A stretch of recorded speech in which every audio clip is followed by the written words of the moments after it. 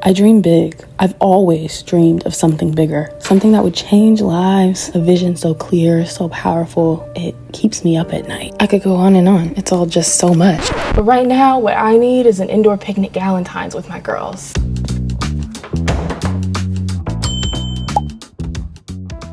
Ciao, my name is Taylor Rankin, and if you're new here, this is your new place for dinner party how-tos, because whether it's hello or goodbye, you're in for a good time. In case you hadn't guessed it, this month's theme is indoor picnic Galentines. We have a little over 24 hours to make this happen. I've already got started on a little bit of my organization prep. We're going to go to the grocery store today, going to go get a little bit more decor, and go to another store. I had to remember. So a few things to note for the dinner party that I'm hosting today. I have about 700 square feet to work with. 8 girls are coming. I'm gonna have a build your own bouquet flower station so that they can each leave with their own customized keepsake. And then I'll have hopefully 6 items on the menu, and we'll get to the menu later on. I'm gonna try to organize these videos in chapters so it's a lot easier to follow along or watch only specifically what you wanna watch. But I mean, hopefully you don't do this. Hopefully you watch the whole thing because I like hanging out with you, you know? And also don't forget to like and subscribe and comment and talk to me. I mean, I talk back, so talk to me, guys. The theme of this year with the dinner parties is to know my limits. So I have a cleaner coming in about 2.5 hours. But if you've had cleaners before, you know you have to clean before the cleaners come to clean. So that's what we're going to do. I'm going to try to get everything organized in my apartment before the cleaner gets here so that she has a little bit of an easier time cleaning. And while she cleans, we're gonna go run some errands. And I would show you the before of the apartment, but we just started seeing each other and I'm a little nervous. So hang tight, I'll be back in a sec. The cleaner is here 30 minutes early and I'm not done pre-cleaning. So I'm getting a little anxious because I planned everything so meticulously, but my plan is being thrown off. Now I do appreciate her punctuality because wow, girl, you're amazing already. But there's just so much to pick up. But I think the place looks like halfway decent. The worst thing is my vanity, but I'll organize that when I get back. I just want to get everything off the floor for her. So let's do that now.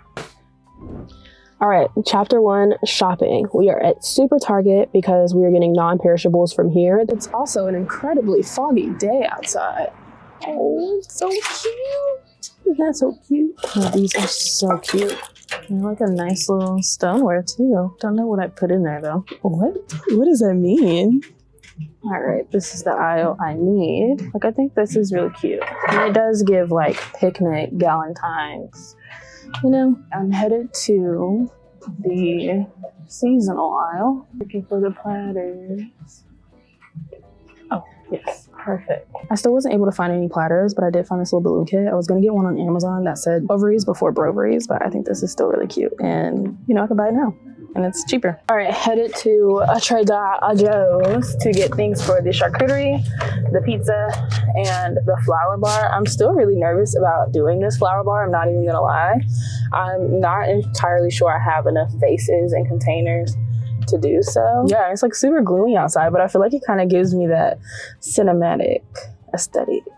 You know, I don't know why I'm so nervous to vlog in Trader Joe's. Like, what are they gonna do? I don't know why I'm like having anxiety about it, but we're gonna do it. Well, I mean, I do it anyway, even if I didn't have anxiety about it, because what are you gonna do about it?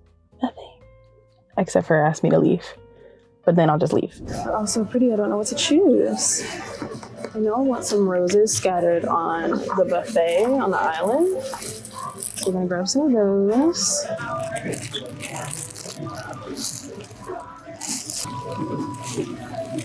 For the charcuterie board, I wanted 2 fruits, 1 veg, a cracker, a hard cheese, a soft cheese, and a dip. And then I got these little dried oranges to be a little bit of an accent. So we have grapes and raspberries for our fruit because the strawberries were bad. I really wanted strawberries because they're like the Valentine's fruit, but they were bad. Then I have these petite cucumbers as the veg because I think they're perfect. Who doesn't want to eat a petite cucumber? The hard cheese is this nice wine-soaked cheese. And then the soft cheese is a blueberry and honey goat cheese. I think it's honey. Blueberry vanilla. The dip, we have an artichoke and jalapeno dip. And then I'm gonna get some garlic naan crackers. I have my pizza dough because their pizza dough is really good and you don't have to wait for it to defrost like a lot of other stores' pizza dough. It's raining and I feel like the girl in Pixel Perfect when she knew that if she went in the rain and she was a hologram, that she would cease to exist. So every time I'm outside, when it's like gloomy outside, I feel like I'm her and I just want to dance in the rain. All right, Trader Joe's haul was approximately $103 for the charcuterie, the pizza dough, and all the flowers, which I don't think was that bad. But to round out the rest of shopping, we're going to go pick up the curbside order from H-E-B. Are you ready? I'm so glad I did a curbside order because nobody wants to go into another store right now. Let me tell you that much. Let's go pick up this order. Chapter 2, let's make the food. On the menu, grilled chicken, skillet corn, and bok choy spinach wraps, plant-based Italian meatball and caramelized onion pizza for our non-meat eaters, pesto grilled cheese tea sandwiches, a lemon blueberry buttermilk cake with a chantilly whipped mascarpone frosting, and Earl Grey sugar cookies with a cream cheese glaze. We're going bite-sized, we're going light, and pretty much everything you would want a chef to make you for a picnic. Now, when cooking anything, mise en place is especially important. But with a dinner party, it's even 10 times more important because you need to be organized if things are going to go smoothly. If not, you're going to be rushing, you're going to be stressed, and you're going to be sweating when your guests arrive. And I know what you're thinking. Taylor, I don't have enough counter space for that. I don't have enough bowls for that. Me neither. So what we're going to do is prep in sections. Let me show you how. So when I'm making a lot of food, it is impossible to fill each ramekin with the desired amount because we're going to be using the measuring spoons a bunch, we're going to be using the tablespoons a bunch, and we don't usually have enough ramekins on hand. And when I say we, I mean you and me. If you have enough ramekins on hand, let me come live in your house because I need your kitchen, clearly. But what I like to do is take a sheet tray. This will be my designated ingredient sheet tray for the entire evening. And I'll put everything for the specific recipe that I'm working on, in this case, the chicken marinade, on the sheet tray along with the measuring cups that it lists, and then the measuring spoons that it lists, and any special tools I might need. This makes it really easy to just grab, dump, pour, grab, dump, pour. Now let's start with our dry ingredients, because if you start with the wet ingredients first, when you try to scoop the dry ingredients, it's going to stick, and that's just like not very nice. So we're gonna do all of our dry ingredients first and then add in our lemon juice, our soy sauce, and our olive oil. Brown sugar, black pepper, minced garlic or garlic powder, and some fresh rosemary. And we're just gonna crumple up with our hands. Now for the wet ingredients. Oh gosh. Olive oil. My favorite soy sauce. Give the tablespoon a quick rinse before adding in the Dijon.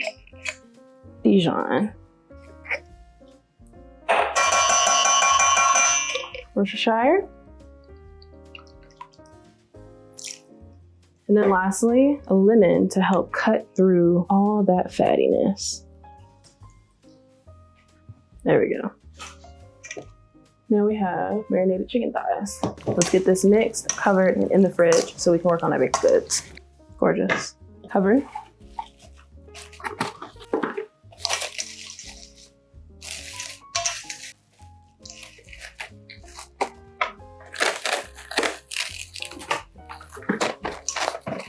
That air out, it looked like a nice little suction dome. I learned that at Top Golf when I worked there. Refrigerate.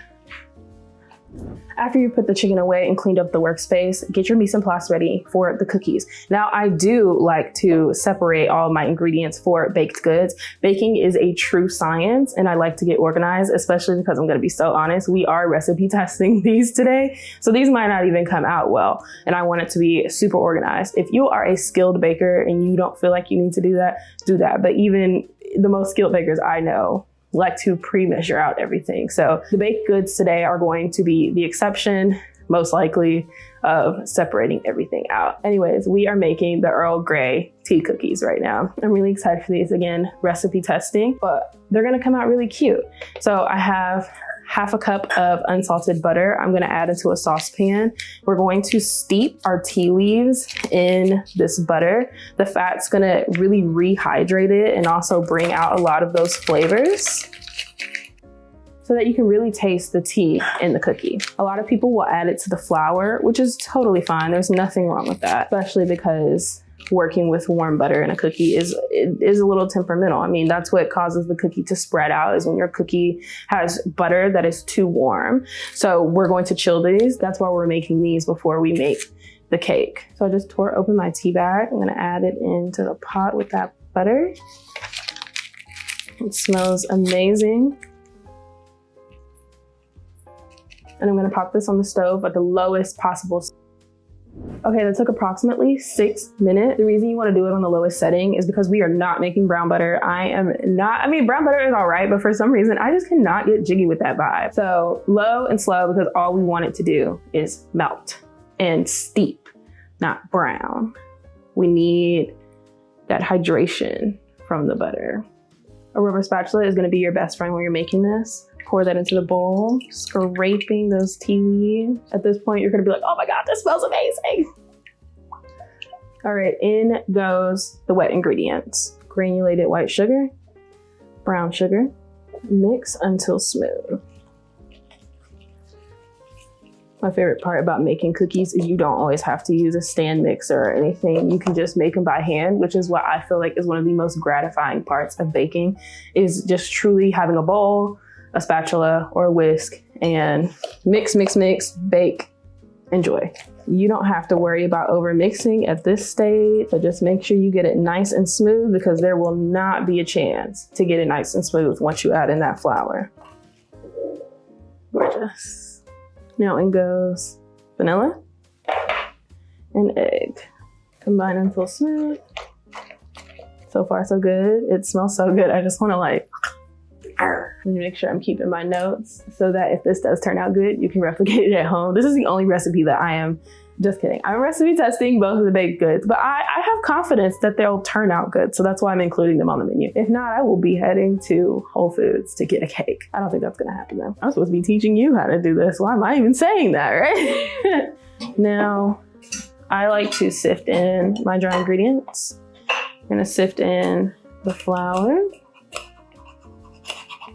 and then add baking powder, baking soda, and then salt will just go in. No need to sift.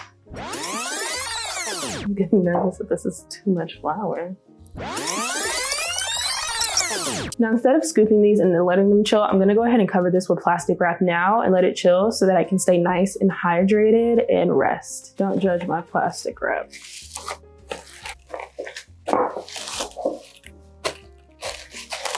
Let's chill for about 30 to 45 minutes. Now, once again, clean, and then get ready for the next step. I'm using my mixer for this one because we are making a lemon blueberry buttermilk cake. And we're going to do the reverse creaming method, which I really prefer. So this is gonna be a naked cake because I really don't have the time to dress a whole cake. And with the reverse creaming method, you get a little bit more of an even consistency throughout the cake. It's gonna be slightly denser, but that's kind of what we want because I'm gonna be adding a lot of juices and fruit to it. So reverse creaming method is where you take your dry ingredients and cream it with the butter. So in goes the flour and the sugar, and this is unsalted butter.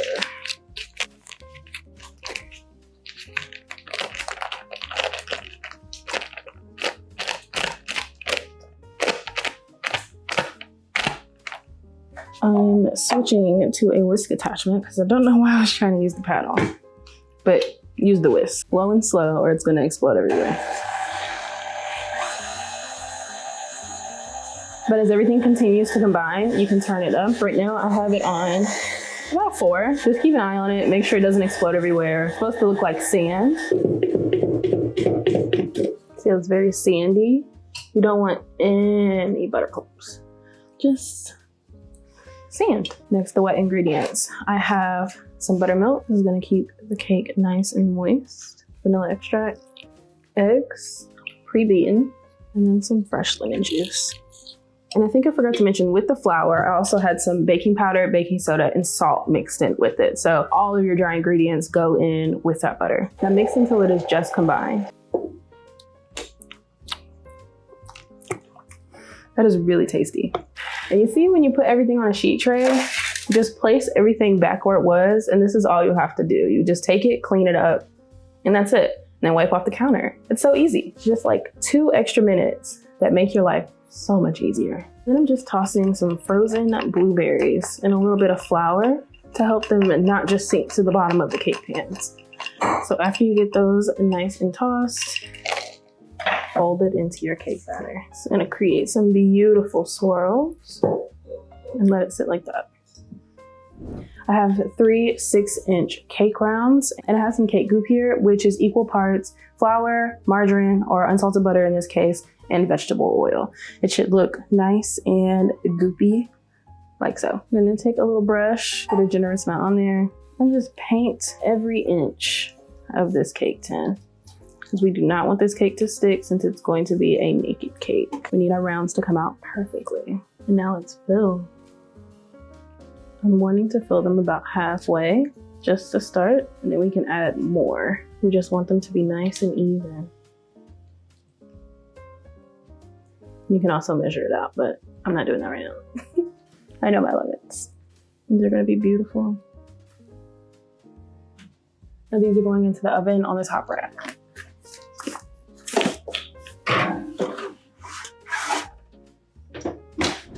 Again, workspace clean. Cookies out of the fridge. Unwrap. I have a cookie scoop that is about 3 tablespoons. I'm not gonna fill it all the way because I want my cookies to be like 2 tablespoons. So I'm just using it to grab and measure an amount. And I put it in my hand. I have some granulated sugar here. I'm gonna roll cookie dough together, really smushing it. And roll it into like a little perfect sphere. And then roll it in that granulated sugar. Pop it down. Okay, I'm hopeful about this recipe. Also, don't recipe test when you have a dinner party, unless, you know, you're a pro, I guess. Roll in that sugar. Boom. Yeah, I like that size a lot better. Here is the cookie formation on the cookie sheet, hoping that these spread really nicely. Our cake has about 15 minutes left, so we're gonna get these bad boys into. Okay, cookies are out. They're really cute. The other tray though, I definitely placed them a little too close together. So we're just gonna do that little cookie hack to see if I can separate them and make them a little bit more perfect. So this is how those turned out. There's no guarantee that this hack is gonna work. We're gonna try it. So we can separate them out.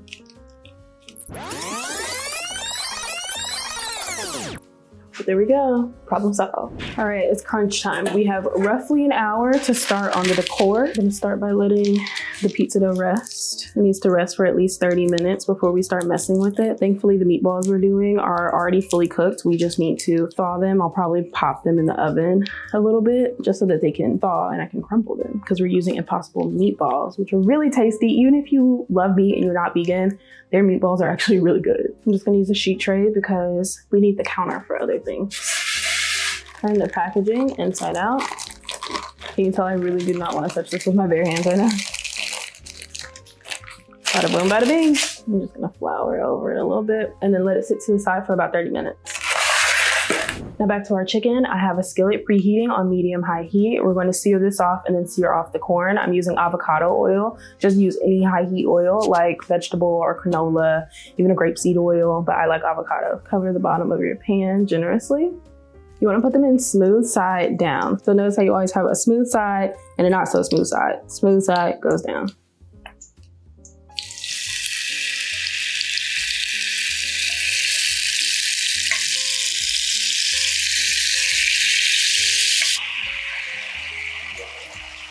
All right. We don't want to crowd it too much, so I'm gonna let this go and then do the second batch. Our cakes are finally done. You see how flat those are on the top? We're not gonna really have to trim those at all because of the reverse creaming method. I'm gonna put these to the side so that they can cool, and let's get chopping and prepping everything else while our chicken cooks. Let's cook our chicken. Oh, beautiful. So another part of staying organized is making sure you're also not cross-contaminating, especially if you're going to be cooking for other people. Now, I have to get the bacon in the oven, but I know that I'm gonna have the bacon in this workspace. So to make sure I'm not cross-contaminating, especially on a wood cutting board, I'm gonna go ahead and get all my produce chopped. We have a red onion to chop first, and we're just going to thinly slice it. Half the onion is going in one container.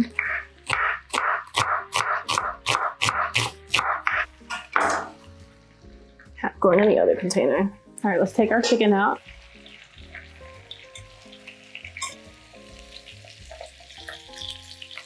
This is gorgeous. Bring out the rest of your chicken. Make sure you are not getting any chicken juices on your cutting station. Now I have a whole head of bok choy. I like to take the leaves off so that I can clean them thoroughly because there's gonna be a lot of dirt right in that stalk. So it's easier to clean. Some people don't care about that. I do. You're not gonna come over to my house and be eating dirt. I think that's about good for our wraps. I'm gonna save the rest of this for later. My babies are nice and clean. I'm gonna cut off the very root. I like to use this in a lot of stocks. Use the stalk in the stock. I'm just going to lightly chop it up.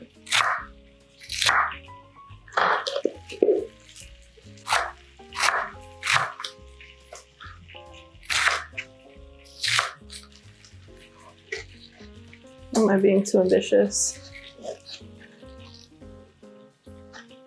Just a reminder, there's no such thing as too ambitious. And lastly, the basil garnish. Now we'll need to chop the cheeses later, but I want to do that last for sure because I don't want to do the charcuterie until the decor is at least mostly done. Perfect.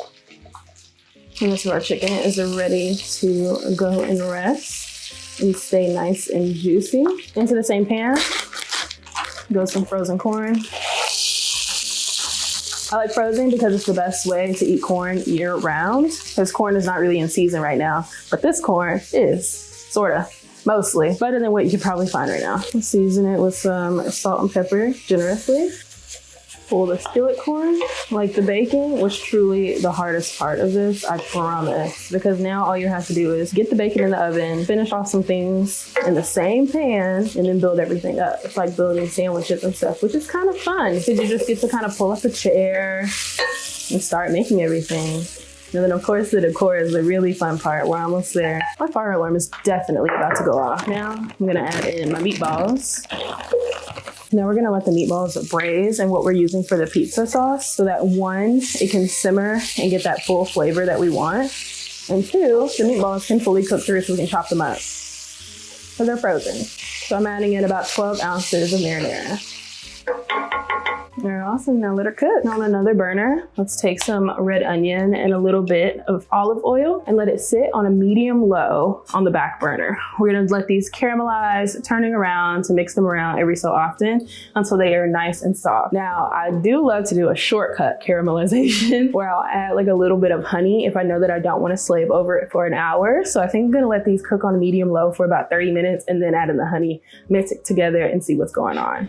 Last prep item on the list, bacon. These are gonna be for the pesto grilled cheeses, but we have one girl who does not eat pork, so I'm going to be making half bacon, half not bacon. And if you didn't know, oven bacon is the best bacon. Spread it out nicely on a sheet tray.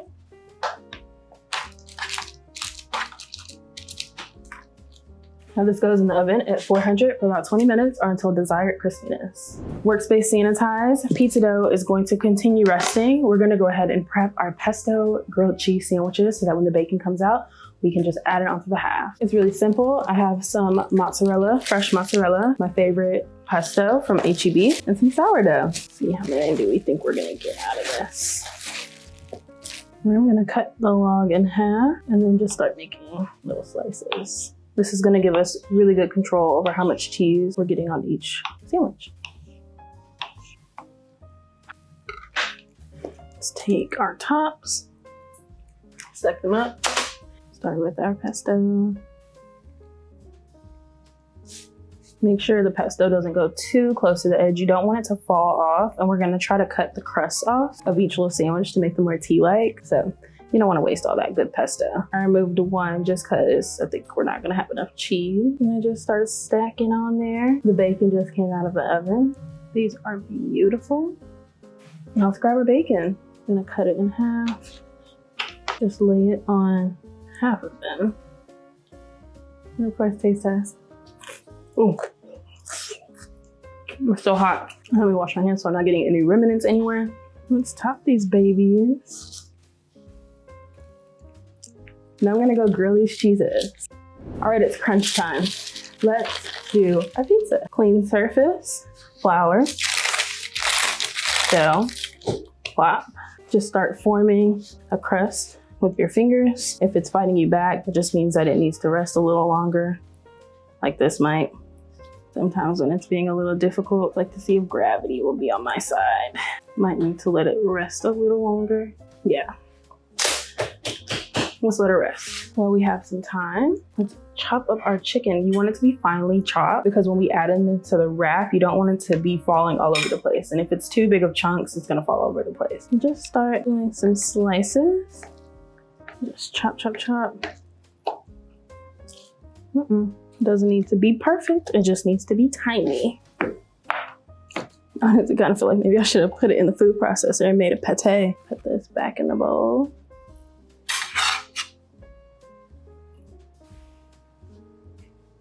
So much to do and not enough time. Kind of hope everyone's late.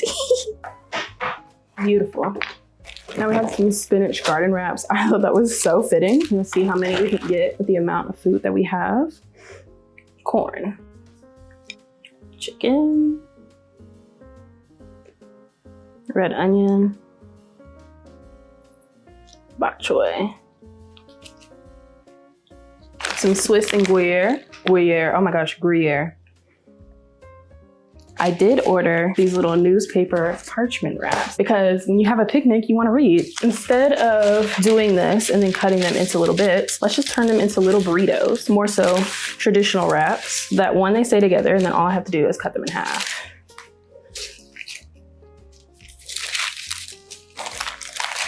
The key is to roll it tightly, baby. Roll it tightly.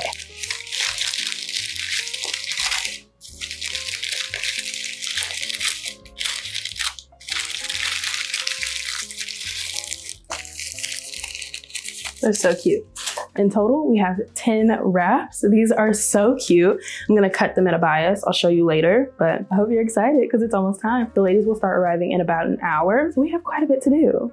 Let's get to it. Okay, back to our pizza because regardless of if she's done or not, she needs to get made. So we're just gonna stretch her out using our hands. I'm gonna toss it back and forth over my hands. And then just starting to go from the inside out with my fist. Now she is probably not going to be perfect just because we need to get a move on. Give me what I want. She's just not gonna be perfect. And that's okay because who is? Let me grab my pizza pan. She's gonna be a little rustic. We have our sauce that was simmering. I'm gonna spread it all over. It's gonna be full of flavor. I have some thick cut mozzarella, shredded.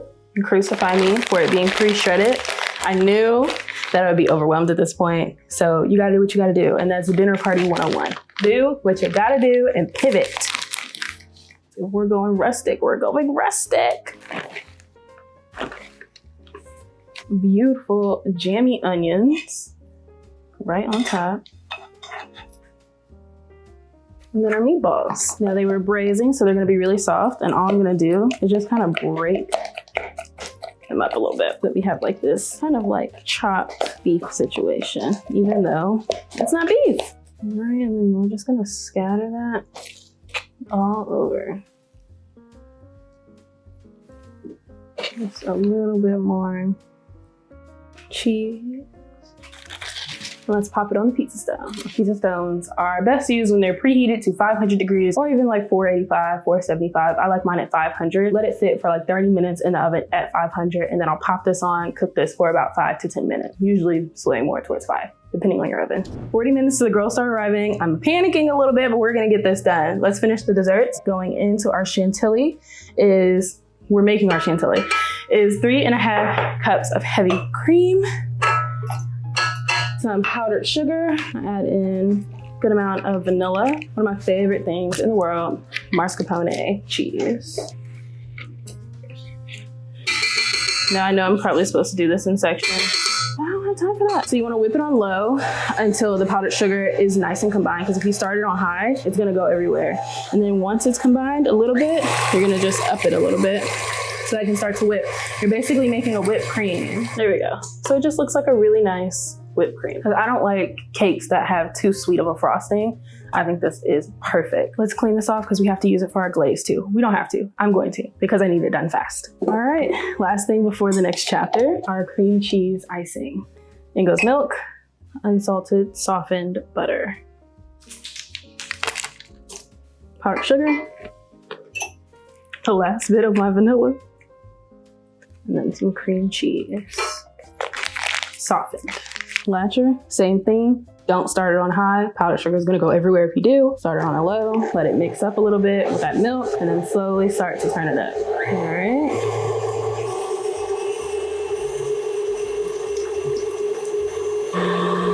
I wanted to loosen up a little bit more, so I'm gonna add in a little bit of milk.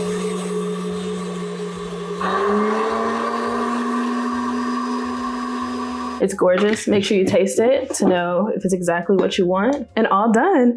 Chapter 3, decor.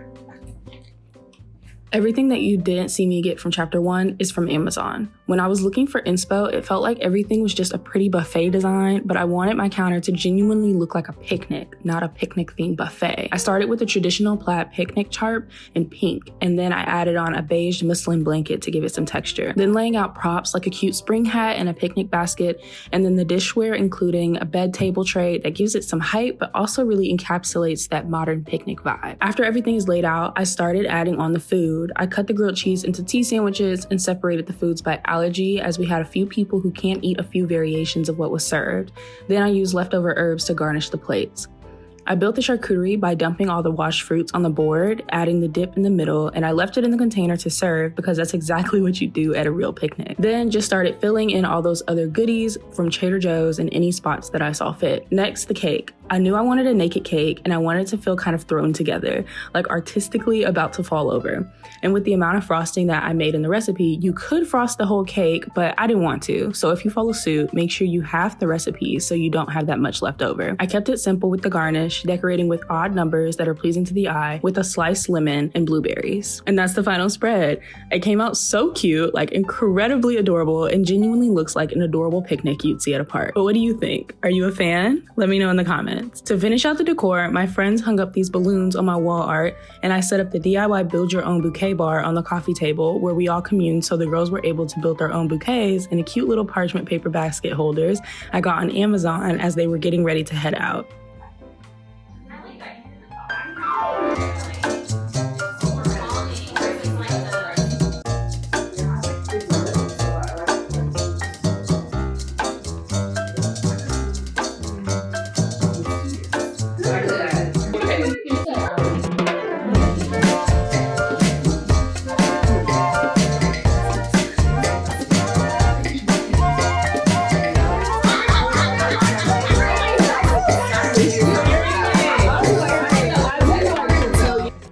That's a wrap.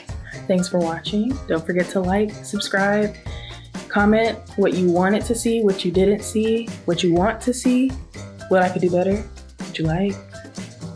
I don't know. Just let me know. And I'll see you next dinner party.